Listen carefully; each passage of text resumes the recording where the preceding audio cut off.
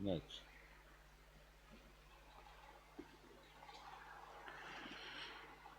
492வது பாட்டு.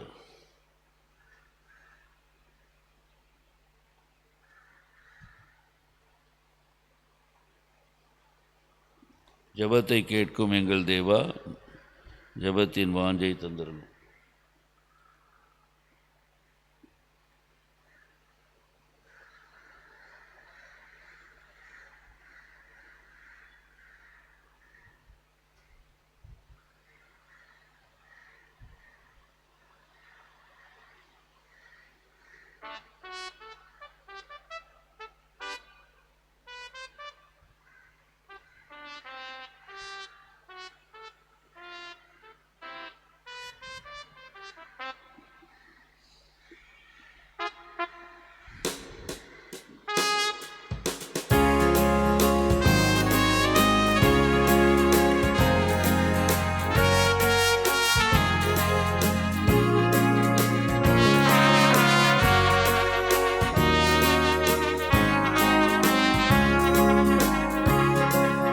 ஜெபத்தை கேட்கும் எங்கள் தேவா, ஜெபத்தின் வாஞ்சை தந்தருளும். ஜெபத்திலே தரித்திருந்து ஜெபத்தின் மேன்மை காண செய்வி. ஜெபமே ஜீவன், ஜெபம் ஜெயம், திவ்யத்திற்கு இதுவே சட்டம். ஜெபமே ஜீவன், ஜெபம் ஜெயம், திவ்யத்திற்கு இதுவே சட்டம். ஊக்கத்துடனே ஓர் முகமாய் வாக்குத்தத்தத்தை பற்றிக் கொண்டு நோக்கத்தை எல்லாம் நேர்மையாக்கி கேட்கும்படி கிருபை செய்யும். ஜெபமே ஜீவன், ஜெபம் ஜெயம், திவ்யத்திற்கு இதுவே சட்டம். ஜெபமே ஜீவன், ஜெபம் ஜெயம், திவ்யத்திற்கு இதுவே சட்டம். ஆகாத நோக்கம் சிந்தனையை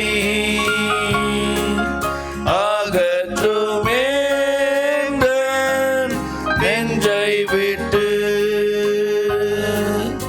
ஆகான தாக்கும் மனமெல்லாம் வல்லமையோடே வேண்டிக் கொள்வோம். ஜெபமே ஜீவன், ஜெபம் ஜெயம், ஜீவியத்திற்கு இதுவே சட்டம். ஜெபமே ஜீவன், ஜெபம் ஜெயம், ஜீவியத்திற்கு இதுவே சட்டம். இடைவிடாமல் ஜெபம் செய்ய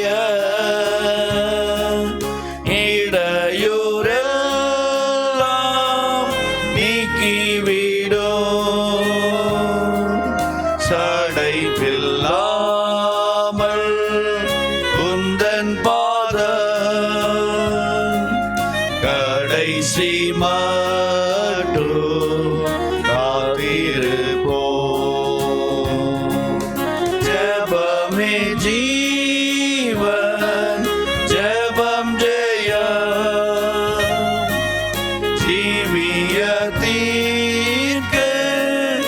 இதுவே சட்டம். ஜெபமே ஜீவன், ஜெபம் ஜெயம், ஜீவியத்திற்கு இதுவே சட்டம்.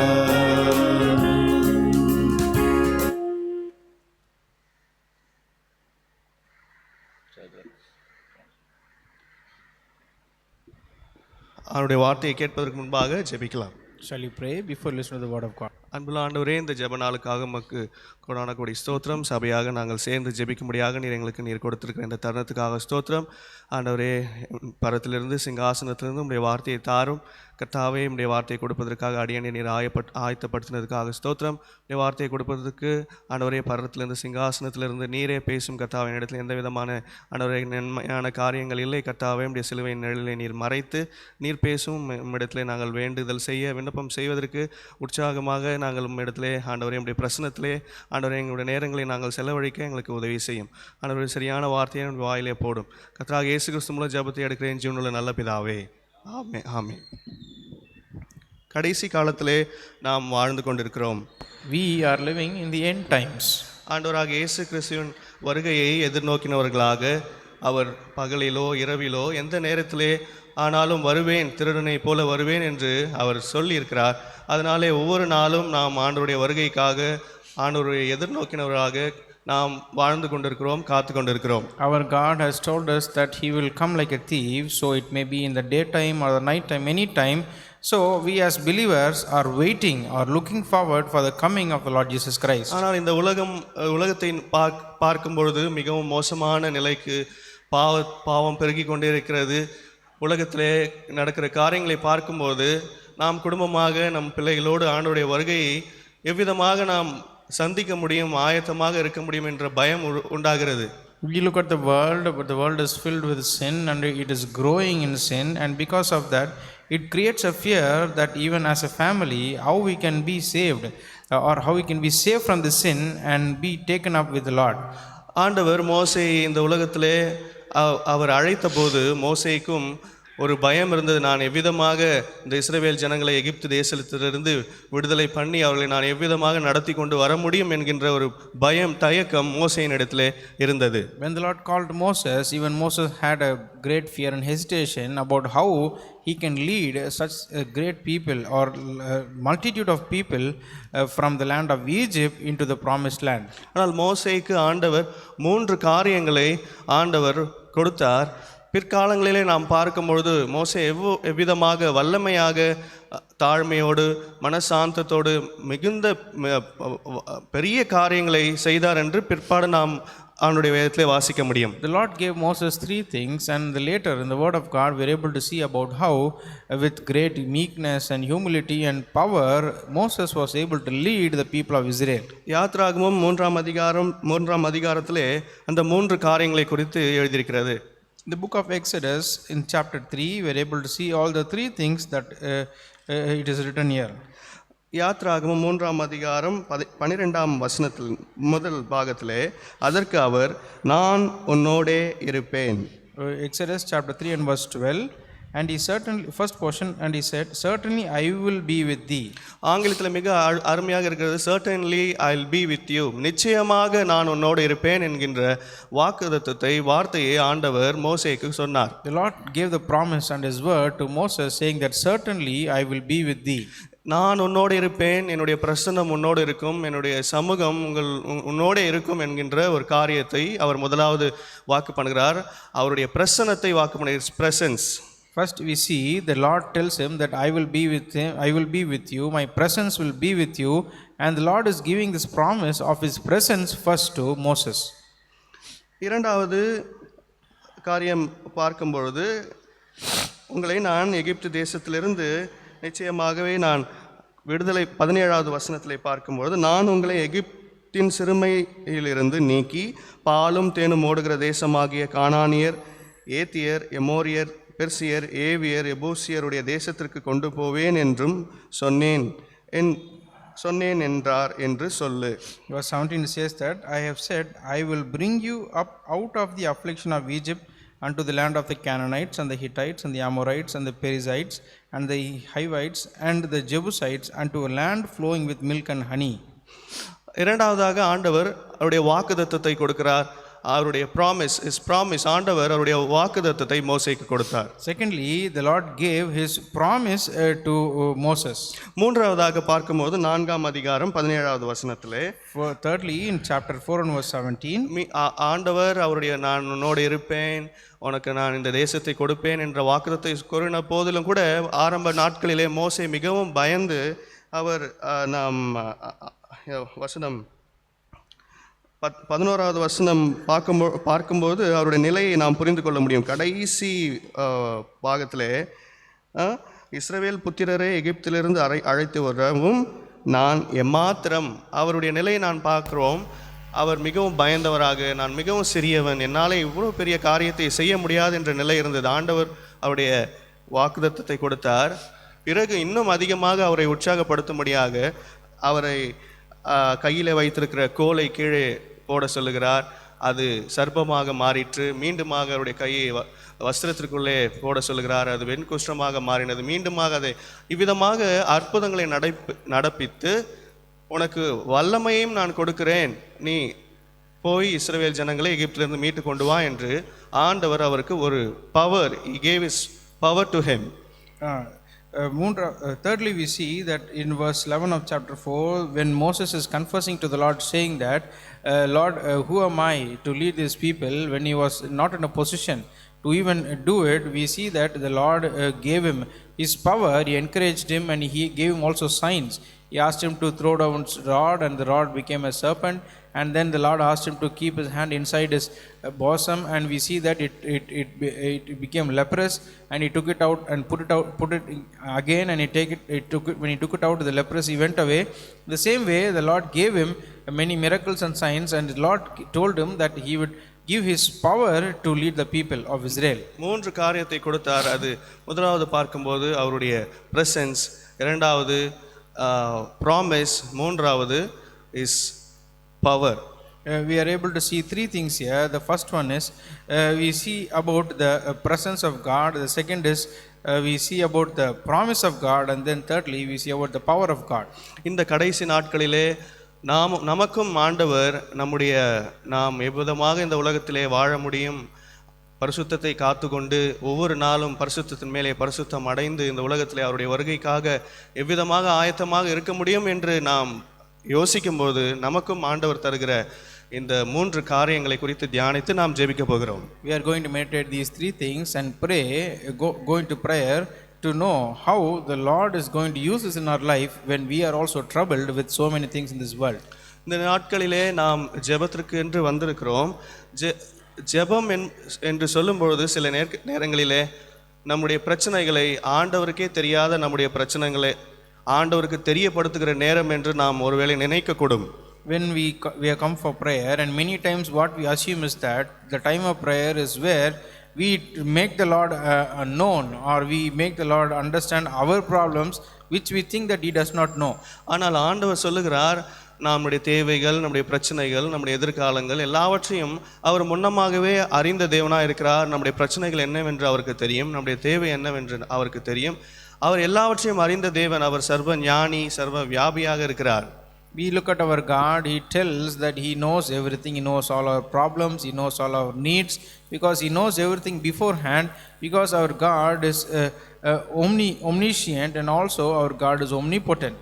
ஆனாலும் ஏன் நம்மை ஜெபிக்க வேண்டும், ஜெபியுங்கள், இடைவிடாமல் ஜெபியுங்கள், எப்பொழுதும் ஜெபம் பண்ணுங்கள் என்று ஏன் நம்மை உற்சாகப்படுத்துகிறார் என்று பார்க்கும்பொழுது நாம் அந்த நேரத்திலே அவருடைய பிரசன்னத்திலே வந்து அமர வேண்டும்.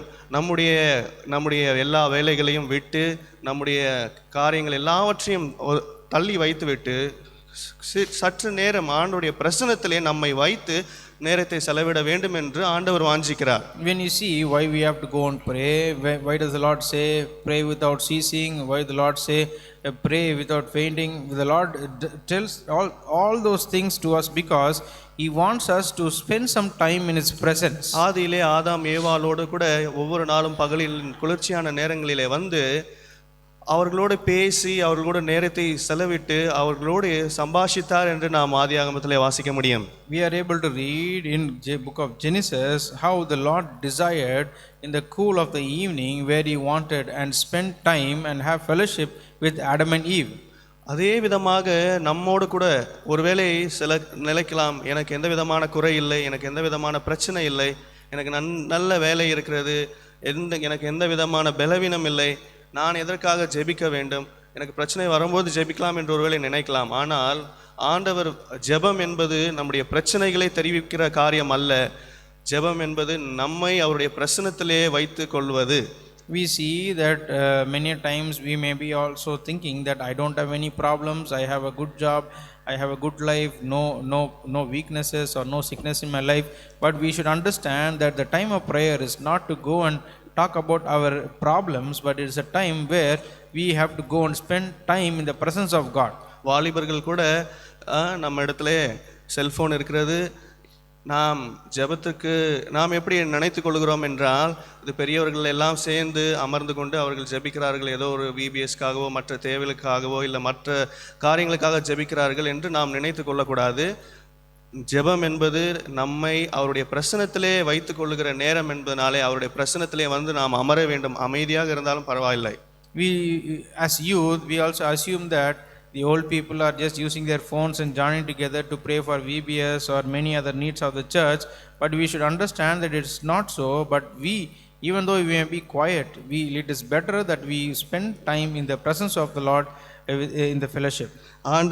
ஆண்டவரும் அதே மோசேக்கு சொன்னது போல நான் உன்னோட கூட இருப்பேன் என்று சொன்னது போல அவருடைய பிரசன்னத்தை அவருக்கு கொடுத்தது போல நமக்கும் ஆண்டவர் அதே வெளிப்படுத்தின விசேஷம் 3ஆம் அதிகாரம் 20வது வசனத்திலே எழுதியிருக்கிறபடி, இதோ வாசற்படியிலே நின்று தட்டுகிறேன், ஒருவன் என் சத்தத்தை கேட்டு கதவை திறந்தால் நான் பிரவேசித்து அவனோட போஜனம் பண்ணுவேன், அவனும் என்னோட போஜனம் பண்ணுவான், என்னோட ஐக்கியம் கொள்வான், நான் அவனோட ஐக்கியம் கொள்வேன் என்கிற ஒரு பிரசன்னத்தை ஆண்டவர் நமக்கும் கொடுத்திருக்கிறார். Just like how the Lord promised his presence to Moses in Revelation chapter 2 and verse 20, the Lord also tells, behold, I stand at the door and knock, if a man opens, he says that he will come in and have fellowship with that person, and even that person can be in fellowship with the Lord Jesus Christ. தினந்தோறும் நம்மோடு ஐக்கியம் கொள்ள முடியாக இன்றைக்கு காலையில கூட uncle எனக்காக ஜெபிக்கும் பொழுது தினந்தோறும் உம்முடைய பிரசன்னத்தை உணரக்கூடிய பாக்கியத்தை தாரும், இந்த வருடம் முழுவதும் பிரசன்னத்தை உணரக்கூடிய பாக்கியத்தை தாரும் என்று ஜெபித்தார். ஆண்டவருடைய பிரசன்னம் நமக்கு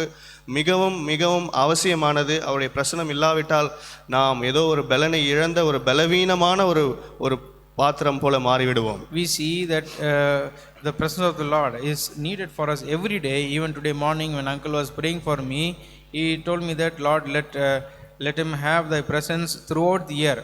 The same way, if we fail to be in the presence of the Lord, we will become very weak vessels. சிம்சோனுடைய வாழ்க்கையிலே பார்க்கும்போது ஆண்டவருடைய பிரசன்னம் அவனை விட்டு விலகி போன போது அவன் ஒரு நகைச்சுவையான பொருளை போல மாறி போனான். எல்லாரும் அவனை வைத்து நகைச்சுவையாக சிரிக்கக்கூடிய அளவுக்கு அவனுடைய வாழ்க்கை மாறி போனது. ஒருவேளை நம்முடைய வாழ்க்கையில கூட ஆண்டவருடைய பிரசன்னத்தை விட்டு நாம் வழி விலகி கொஞ்சம் வெளியே வருவோம் என்றால் சாத்தானும் நம்மை பார்த்து நகைக்கக்கூடியவனாக இருக்கிறான். We see that in the life of Samson, how when he lost the presence of God, he became a person whom everyone was mocking and laughing at. He became a comedic factor. Same way, when we lose or when we come out of the presence of God, we see that even Satan will start to mock us or laugh at us. தினந்தோறும் ஒரு மணி நேரமாவது ஒவ்வொரு நாளும் ஆண்டவருடைய பிரசன்னத்தை நாம் உணரக்கூடியவர்களாக இருக்க வேண்டும். இன்றைக்கும் கூட ஆண்டவர் சபையின் ஜெபத்தை நமக்கு ஏற்படுத்தி கொடுத்திருக்கிறார். ஆண்டவருடைய பிரசன்னத்தை அதிகமாக உணரும்படியான நேரமாக இருக்கிறது. Every day, at least minimum, we are supposed to spend an hour with the Lord and spend time in his presence. Today the Lord has given us the opportunity to spend time in the church prayer and experience his presence. இரண்டாவது மோசேக்கு ஆண்டவர் கொடுத்த காரியம் அவருடைய promise, நான் உங்களை கானான் தேசத்துக்கு கொண்டு செல்லுவேன் என்று அவர் சொன்னார். Secondly, the Lord gave Moses his promise, telling him that I will take you to the land of Canaan. நமக்கும் கூட என்ன வாக்குத்தத்தம் ஆண்டவர் கொடுத்திருக்கிறார் என்று பார்க்கும் பொழுது யோவான் எழுதின சுவிசேஷம் 14ஆம் அதிகாரம் 3ஆம் வசனத்திலே, நான் போய் உங்களுக்காக ஸ்தலத்தை ஆயத்த பண்ணின பின்பு நான் இருக்கிற இடத்திலே நீங்களும் இருக்கும்படி நான் மறுபடி வந்து உங்களை என்னிடத்திலே சேர்த்து கொள்ளுவேன் என்கின்ற வாக்குத்தத்தத்தை நமக்கும் ஆண்டவர் கொடுத்திருக்கிறார். The promise which the Lord has given us is that when you turn to the book Gospel of John chapter 14 verse 3, he has told us that I go and prepare a place for you, I will come again and receive you unto myself. It says that where I am ye may be also. நாம் இந்த உலகத்தினுடைய கஷ்டமானாலும் இந்த உபத்திரமானாலும் கடந்து சென்று நமக்கு நித்தியமாக இருக்கிற ஒரு தேசத்திற்கு, ஒரு வீட்டிற்கு செல்ல போகிறோம் என்கின்ற ஒரு பெரிய நம்பிக்கையே நம்மை பலப்படுத்தக்கூடியதாக இருக்கிறது. The great hope that whatever our situation may be, any problem or pain or whatever is in the world, the hope that we are going to leave this and go into a heavenly place, it will always strengthen us. அது மாத்திரமல்ல, ஒவ்வொரு நாளும் ஆண்டவருடைய வார்த்தையை நாம் வாசிக்கும்போது ஆண்டவர் அவருடைய வார்த்தையின் மூலமாக நம்மை, அவருடைய வாக்குத்தத்தங்கள் மூலமாக நம்மை பலப்படுத்துகிற தேவனாக இருக்கிறார். Every day when we read the word of God through his word and his promises, the Lord will always strengthen us. அவருடைய வாக்குத்தத்தம் நம்மை கடைசி நாட்களிலே ஆவிக்குரிய வாழ்க்கையிலே ஒரு பலத்தை கொடுக்கிற காரியமாக இருக்கிறது. His promises in our end days or in the end times, we see that it gives us a lot of strength. இந்த பலனை நாம் பெற்றுக்கொள்ள வேண்டும் என்றால் அவருடைய பிரசன்னத்திலே நாம் அமர்ந்து அவருடைய வேதத்தை வாசிக்க வேண்டும். If we have to receive his strength, we have to sit in his presence and read his word. மூன்றாவதாக மோசேக்கு அவர் கொடுத்த காரியம் என்னவென்றால் his power. Thirdly, what the Lord gave to Moses was his power. நமக்கும் கூட ஆண்டவர் வல்லமையை கொடுத்திருக்கிறார். Even for us the Lord has given us his power. 2 பேதுரு 1ஆம் அதிகாரம் 3ஆம் வசனம். 2 Peter chapter 1 and verse 3.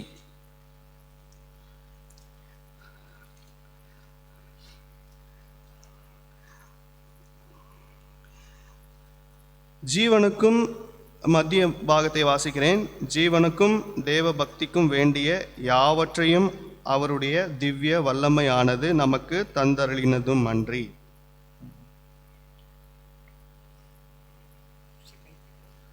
2 பேதுரு 1ஆம் அதிகாரம் 3ஆவது வசனம். 2 Peter chapter 1 verse 3. First portion in English, according as his divine power hath given us all things that pertain unto life and godliness. வல்லமை என்று சொல்லும்போது மோசேக்கு ஆண்டவர் அந்த கோலை தரையிலே போட வைத்தார், அது சர்ப்பமாக மாறினது.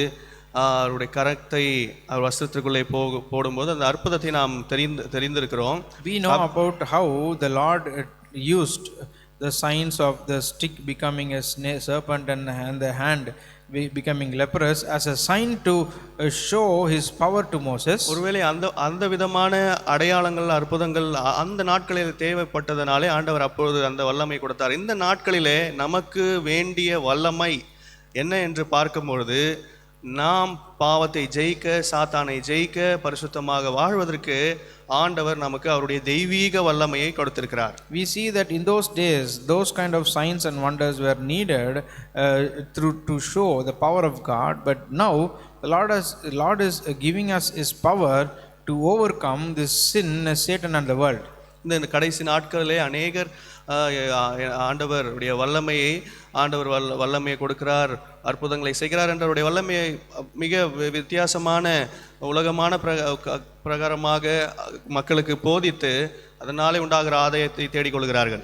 Many we see that they get lot of gain by giving worldly teaching, saying that the power of God is just for getting healing and many things done. ஆனால் ஆண்டவர் நமக்கு கொடுத்திருக்கிற வல்லமை என்ன என்று பார்க்கும்பொழுது, தெய்வீக வல்லமை என்ன என்று பார்க்கும்பொழுது, சாத்தானை ஜெயிக்கக்கூடிய அந்த தெய்வீக வல்லமையை நமக்கு கொடுத்திருக்கிறார். But when you see what power the Lord has given us, is that he has given us the divine power to overcome or become victorious over Satan. ஒரு காலத்திலே என்னால் எப்படி இந்த பாவத்திலிருந்து வெளியே வர முடியும், எப்படி இந்த காரியத்திலிருந்து நான் தப்பிக்க முடியும் என்று பலவீனமாக யோசித்த காரியங்கள் எல்லாம் இப்பொழுது யோசிக்கும் பொழுது அதெல்லாம் ஒன்றுமே இல்லாத ஒரு காரியமாக ஆண்டவர் மாற்றிருக்கிறது காரணம் அவர் நமக்கு அருளி இருக்கிற தெய்வீக வல்லமை. We see that once when we are very weak and not able to overcome all these sins, but now when we look at it, we are able to see that it is very easy to overcome all those things. It is only because of the divine power which the Lord has given us. 4ஆம் வசனத்திலே பார்க்கும்போது இச்சையினால் உலகத்துக்கு உண்டான கேட்டுக்கு தப்பி திவ்ய சுபாவத்துக்கு பங்குள்ளவர்களாகும் பொருட்டு மகா மேன்மையும் அருமையுமான வாக்குத்தத்தங்களும் அவைகளினாலே நமக்கு அருளப்பட்டிருக்கிறது. Verse 4, 2 Peter chapter 1, whereby are given unto us exceeding great and precious promises, that by these ye might be partakers of the divine nature, having escaped the corruption that is in the world through lust. இந்த அதிகாரத்தை நாம் முழுவதுமாக வாசிக்கும்போது இன்னும் அதிகமான காரியங்களை இங்கே நாம் வாசிக்க முடியும். When we read the whole chapter, we can even read many things from here. 11வது வசனத்திலே இவ்விதமாய் நம்முடைய கர்த்தரும் இரட்சகருமாகிய இயேசு கிறிஸ்துவினுடைய நித்திய ராஜ்யத்துக்கு உட்படும் பிரவேசம் உங்களுக்கு பரிபூர்ணமாய் அளிக்கப்படும். For so an entrance shall be ministered unto you abundantly into the everlasting kingdom of our Lord and Savior Jesus Christ. நாம் ஆரம்பத்தில் கேட்ட விதமாக அவருடைய வருகைக்கு நாம் ஆயத்தமாக காத்து கொண்டு, ஆண்டவரே நீர் எப்போது வருவீர் என்று நாம் காத்து கொண்டிருக்கிறோம். எந்த நிமிஷத்திலே அவர் வருவார் என்று நமக்கு தெரியாது. ஆனால் ஆயத்தமான வாழ்க்கையை வாழ்ந்து அவர் ஆயத்தமாக அவரை சந்திக்க நமக்கு தேவையான காரியம் அவருடைய பிரசன்னம், அவருடைய வார்த்தை, அவருடைய தெய்வீக வல்லமை.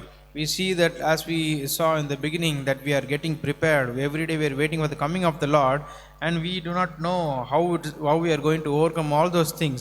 But the only way that we can do and we can be prepared to see the Lord and be part of His coming is by the promises and the presence and also the divine power of God. இந்த மூன்று காரியத்தையும் நாம் எப்பொழுது பெற்றுக்கொள்ள முடியும் என்றால், ஜெபத்திலே அதிக நேரம் நாம் செலவிடும்போது, சபையின் ஜெபத்திலே, தனிப்பட்ட விதமான ஜெபத்திலே, குடும்ப ஜெபத்திலே நாம் காணப்படும் பொழுதுதான் இந்த அவருடைய பிரசன்னத்தை நாம் அதிகமாக உணரக்கூடிய நேரமாக அது நமக்கு காணப்படுகிறது. How we can experience all these three things is that through prayer. When we spend time as a church, when we spend time as a family, and also personally, when we spend time in prayer, we are able to experience these very much. அவருடைய பிரசன்னத்தை உணராத நாட்களிலே, உணர முடியாத நாட்களிலே, அவருடைய ஆவிக்குரிய குறைகள் நிமித்தமாக உணரக்கூடாத நாட்களிலே அநேக முறை மிகவும் பலவீனமாக இருப்பது போன்ற ஒரு உணர்வை நான் உணர்ந்திருக்கிறேன். I have felt very weak on days because of my spiritual weakness, where I am not able to experience the presence of God. ஆனால் ஆண்டவருடைய பிரசன்னத்தை நாம் அவருடைய பிரசன்னத்திலே அமர்ந்து அதை நாம் பெற்றுக்கொண்ட போது நம்மாலே நினைத்து கூட பார்க்க முடியும், நம்முடைய புத்திக்கு எட்டாத ஒரு காரியம், ஒரு சமாதானம், ஒரு தைரியம், ஒரு நம்பிக்கை ஆண்டவர் அவருடைய பிரசன்னத்தின் மூலமாக நமக்கு கொடுக்கக்கூடியவராக இருக்கிறார். But when we spend time in the presence of God, we are able to feel the power or the peace or something which is beyond our understanding. We are able to experience through the presence of God. விசுவாசிகள் நாம் எல்லாரும் சபையினுடைய ஜெபத்திற்கு, தனிப்பட்ட ஜெபத்திற்கு, குடும்ப ஜெபத்திற்கு மிக மிக மிக முக்கியத்துவம் கொடுத்து அவருடைய பிரசன்னத்திலே நாம் தினம் நாம் அமர்ந்து நம்மை நிரப்பிக் கொள்ளும் போதுதான் அந்த பலனை நாம் உணர முடியும். When we can experience that power only when as believers we spend more time in the church prayer, in our family prayer, and also personally. Only when we spend more time in prayer and the presence of God, we can experience the power of God. ஏதோ ஒரு விண்ணப்பத்தை நமக்கு சொல்லும்போது அதுக்காக நாம் ஜெபித்து விட்டு இது கடந்து செல்லுகிற ஏதோ என்னுடைய கடமை முடிந்தது என்று சொல்லுகிற அந்த ஒரு எண்ணம் நமக்கு இல்லாதபடிக்கு, நான் ஏதோ ஒரு வேண்டுதலை நான் ஆண்டவருக்கு சொல்ல போகிறேன், ஆண்டவருக்கே தெரியாத ஒரு விஷயத்தை நான் இப்பொழுது தெரியப்படுத்த போகிறேன் என்கின்ற காரியம் அல்ல. நான் ஆண்டவருடைய பிரசன்னத்திலே முழுமையாக நான் இப்பொழுது அமரப்போகிறேன் என்ற ஒரு எண்ணத்தோடு நாம் ஜெபத்திலே அமர வேண்டும். It is not that when you come for prayer, that when your request is read and our duty is over, when we pray for a request, it is not so. Or it is not so where we think that we are trying to tell the Lord something He does not know. But when we spend time in prayer, we are supposed to be with an attitude that we are spending our time in the presence of the Lord. நான் ஒரு காலத்திலே ஜெபம் என்பது அது ஒரு வரம், அது சில பேரால் மட்டும்தான் செய்ய முடியும், அதுக்குன்னு ஒரு வரம் இருக்கணும், அந்த விதமான ஒரு எண்ணம் எனக்கு இருந்தது. I had a thought that, like, prayer is a gift where only few can pray and it is not for everyone. என்னால் ஜெபத்தில் என்னால் செய்ய முடியாது, ஆண்டவர் எனக்கு வேற வரத்தை கொடுத்துருக்கிறாரு அப்படின்னு என்னை நானே நான் திருப்திப்படுத்தி கொண்டு ஏதோ ஒரு காரணமாக நினைத்து கொண்டிருந்தேன். I used to assume and say that, satisfy myself saying that God has not given me the gift of prayer, but He has given me some other gift. ஆனால் ஜெபம் என்பது அவருடைய பிரசன்னத்திலே அமர்ந்து அவரோடு அவருடைய பிரசன்னத்திலே நம்மை வைத்து கொள்வது, அவர் எவ்விதமாக ஆதாம் ஏவாளோடு தினம் அவரோடு சம்பாஷித்தாரோ அவ்விதமான ஒரு காரியம் என்பதை நான் புரிந்து கொண்ட பொழுது நான் வாஞ்சையோடு ஆண்டுடைய ஜெபத்திலே அமரும்படியான ஒரு பாக்கியத்தை நான் பெற்றுக்கொண்டேன். I received that privilege or the blessing when I understood that prayer is not like that, but prayer is the time when we sit down and spend time in the presence of the Lord. நாம் ஜெபிக்கும்போது எங்கே 2-3 பேர் என்னுடைய நாமத்தினாலே ஜெபிக்கிறீர்களோ அவர் மத்தியிலே நான் இருக்கிறேன் என்று ஆண்டவர் வாக்கு பண்ணியிருக்கிறார். நாம் ஜெபிக்கும்போது நம் மத்தியிலே ஆண்டவர் இருக்கிறார், அவருடைய பிரசன்னத்தை நாம் உணர வேண்டும். The Lord has promised us, saying that where 2 or 3 are gathered in my name, there am I in their midst. And when we also have to come together and pray, and we can experience the presence of God. அவருடைய வாக்குத்தத்தங்களும் நம்மை பலப்படுத்துகிறது.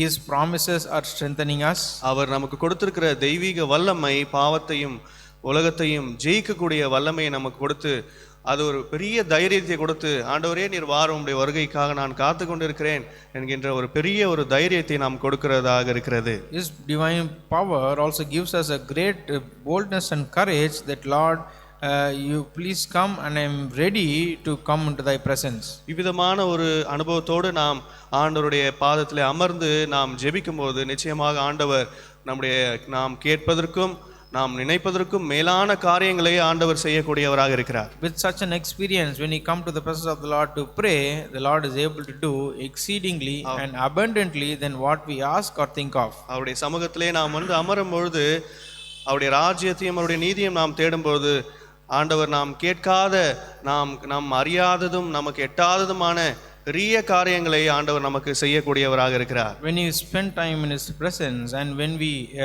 seek the things of the Lord, we see that the Lord is able to do exceeding and great things that we may not even understand or we do not know.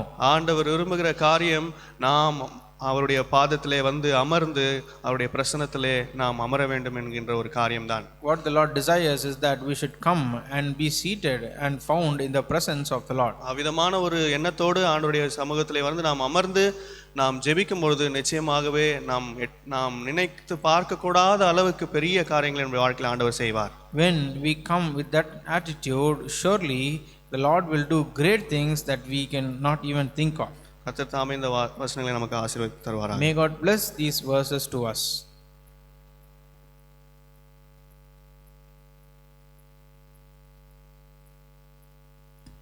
ஜெபம் செய்யலாம். அன்புள்ள ஆண்டவரே, நாங்கள் உம்மை பணிந்து கொள்கிறோம். இன்னும் அதிகமாக உம்மோட ஐக்கியத்தை நாங்கள் விரும்ப எங்களுக்கு உதவி செய்யும். உடைய பிரசனத்தை நாங்கள் விரும்ப வாஞ்சித்து நாங்கள் ஜெபிக்க உதவி செய்ய, ஏதோ எங்கள் விண்ணப்பங்களை கேட்டு நீ பதில் கொடுக்க வேண்டும் என்று சொல்லி நாங்கள் ஆண்டவரே அந்த எண்ணத்தோடு நாங்கள் ஓடி வராதபடிக்கு உம்மோடு ஐக்கியப்பட, உம்மோடு பழக, உம்மோடு சமாதானமாக இருக்க ஆண்டவரே அபுதமாக தேவ பிரசனத்தை உணர்ந்து எங்கள் வாழ்க்கையில் நாங்கள் ஜீவிக்க கர்த்தாவே நீதாமே அந்த விதமான விருப்பத்தோடு மாத்திரமே நாங்கள் ஜெபிக்கக்கூட எங்களுக்கு கிருபை செய்யும். அதிகமாய் ஆராதிக்கக்கூடியவளாக, அதிகமாய் உம்மை தொழுது கொள்ளக்கூடியவளாக, அதிகமாய் உம்மை போற்றக்கூடியவளாக, புகழக்கூடியவளாக, சோதரிக்கூடியவளாக இருக்க உதவி செய்யும். அதே நேரத்தில் நம்முடைய வாக்கு தத்தங்களை விசுவாசித்து பற்றி கொண்டு நாங்கள் ஜீவிக்க எங்களை பலப்படுத்துங்க. கர்த்தாவே நீர் எங்களுக்கு கொடுத்த இந்த 3 விதமான காரியங்களுக்காக ஸ்தோத்திரம். உடைய பிரசனத்தை கொடுத்திருக்கிறீர், உடைய வாக்கு தத்தங்களை கொடுத்திருக்கிறீர், உடைய வல்லமையை கொடுத்திருக்கிறீர். ஆகையால் நாங்களும் கூட கர்த்தாவிகளை சார்ந்து கொள்ள எங்களுக்கு உதவி செய்யும். உடைய வாக்கு தத்தங்களுக்காக ஸ்தோத்திரம். உடைய வல்லமையின்படி நீ செய்கிறீர். அந்த பலத்தினாலும் அல்ல, பராக்கிரமத்தினாலும் அல்ல, என்னுடைய ஆவியினாலே ஆகும் என்று சொன்ன தேவநீர் ஆவியானுடைய ஆளுகைக்கு ஒப்பு கொடுத்து நாங்கள் எப்போதும் ஆண்டவரை ஜெபிக்கிற நேரத்தில் கர்த்தர் கிரியை செய்யும் வரைக்கும் பொறுமையோடு காத்திருந்து ஆண்டவரை நீர் எங்களுக்காக உடைய வல்லமை விளங்க செய்வதை நாங்கள் கண்டு உம்மை ஸ்தோத்திரிக்க உதவி வார்த்தை கொடுத்த தாசனுக்காக ஸ்தோத்திரம். நிதாம ஜெபலை ஆசிரிப்பீராக. ஆண்டவரை கூட ஆசிரிக்க வேண்டிக் கொள்கிறோம். நாமத்தை மயம்படுத்திக் கொள்ளும். கூகுள் மீட் கான்ஃபரன்ஸ் கால் மூலமாய் நாங்கள் ஜெபிக்கிற நேரத்தை மிகுந்த ஆசீர்வாதமாய் நித்தியத்தில் லாபரமாய் மாற்றி கொடுக்க அநேக கர்த்தருடைய பிள்ளைகள் இந்த கூகுள் மீட் கான்ஃபரன்ஸ் காலில் கூட வந்து கலந்து கொள்ள வாஞ்சி விருப்பத்தையும் பாரத்தையும் தருவீராக. இது விரோதமாய் செயல்படக்கூடிய அந்தகார சக்திகளை, பிசாசின் ஆவிகளை இயேசு கிறிஸ்துவின் நாமத்திலே சபை கொடுத்த அதிகாரத்தில் அவைகளை கடிந்து கட்டி பாதாளத்துக்கு கட்டிடுகிறோம். கல்வாரி யுத்தத்தை எங்கள் மீது விசுவாசத்தை தெளித்து கொடுக்குறோம். கர்த்தாவே, ஜெபத்தெல்லாம் கெடுதுக்காக ஸ்தோத்திரம். ஊக்கத்தோடு ஒருமுகமாய் நாங்கள் இப்போது ஜெபிக்க எங்கள் உதவி செய்யும். இயேசு கிறிஸ்துவின் நாமத்தின் அனுசரித்து ஜெபிக்கிறோம். பரலோக பிதாவே, ஆமேன். கர்த்தராகிய இயேசு கிறிஸ்துவின் கிருபையும் பிதாவாகிய தேவனுடைய அன்பும் பரிசுத்த ஆவியனுடைய ஐக்கியமும் ஆறுதலும் அரவணைப்பும் ஆசீர்வாதம் நடத்தலும் பாதுகாப்பு சமாதானம் நம் அனைவரோடும் இப்பொழுது எப்பொழுதும் கர்த்தர் வரும் வரைக்கும் இருப்பதாக. ஆமேன். ஆத்துமாவே கர்த்தரை ஸ்தோத்திரி, என் முழுள்ளமே பரிசுத்த நாமத்தை ஸ்தோத்திரி. என் ஆத்துமாவே கர்த்தரை ஸ்தோத்திரி, அவர் சகல உபகாரங்களை மறவாதே. ஆமேன். இப்போது நாம் கூகுள் மீட் கான்ஃபரன்ஸ் கால் மூலமாக நாம் ஜெபிக்க இருக்கிறோம். சகோதரர்கள் தனியாக, சௌரிகள் தனியாக நாம் ஜெபிக்க இருக்கிறோம். இந்த ஜெபத்தில் அனைவரும் உடனடியாக கலந்து கொள்ளுங்கள். கடைசி முடிக்கும் வரைக்கும் நீங்கள் ஜெபத்தில் நிலைத்திருக்க வேண்டும் என்று சொல்லி உங்களை அன்புடன் கேட்டுக்கொள்கிறோம். ஆகிய அந்த லிங்கில் உடனடியாக கலந்து கொள்ள முடிய அன்புடன் கேட்டுக்கொள்கிறோம். நாளை தினத்தில் சௌரிகள், சங்கிலி ஜெபத்துக்காக பேர் கொடுத்த சௌரிகள் அவர் அனைவரும் நாளைக்கு அந்த குறிப்பிட்ட நேரத்தில் பேர் கொடுத்த நேரத்தில் ஜெபிக்க முடியாது கேட்டுக்கொள்கிறோம். வியாழக்கிழமையிலிருந்து சனிக்கிழமை வரைக்கும் ஷாலிம் சபையில் நடக்கிற விதமாக விபிஎஸ்ஸை கூட அதுக்காக ஜெபித்து கொள்ள முடியாது அன்புடன் கேட்டுக்கொள்கிறோம். வியாழக்கிழமை வேதாரிசி கூட்டமான சாயங்காலம் 6:30 மணிக்கு யூடியூப் மூலமாக நாம் கேட்போம். வெள்ளிக்கிழமை சவுல் வாசித்து காலை 10 மணிக்கு கூகுள் மீட் கான்ஃபரன்ஸ் மூலமாக ஜெபிக்க இருக்கிறார்கள். ஜெபத்தில் கலந்து கொள்ள முடியாது கேட்டுக்கொள்ளும். சனிக்கிழமை சங்கிலி ஜெபமானது சாயங்காலம் 6 மணியிலிருந்து இரவு 12 மணி வரைக்கும் சவுல் மத்தி நடைபெறும். பெயர் கொடுத்த சவுல் அனைவரும் கலந்து கொள்ள முடியாது ஜெபிக்கிறோம். ஞாயிற்றுக்கிழமை கர்த்தர் ஆராதிக்க 9:30 மணிக்கெல்லாம் நாம் கூடி வருவோம். இந்த ஞாயிற்றுக்கிழமை சாயங்காலத்தில் ஷாலேம் ஆராதனை ஸ்தலத்தினுடைய புதிய கட்டணத்துடைய பிரதிஷ்டை இருக்குது. அதுக்கு அதிகமாக ஜெபித்து கலந்து கொள்ள பிரயாசப்படுங்க. Praise the Lord.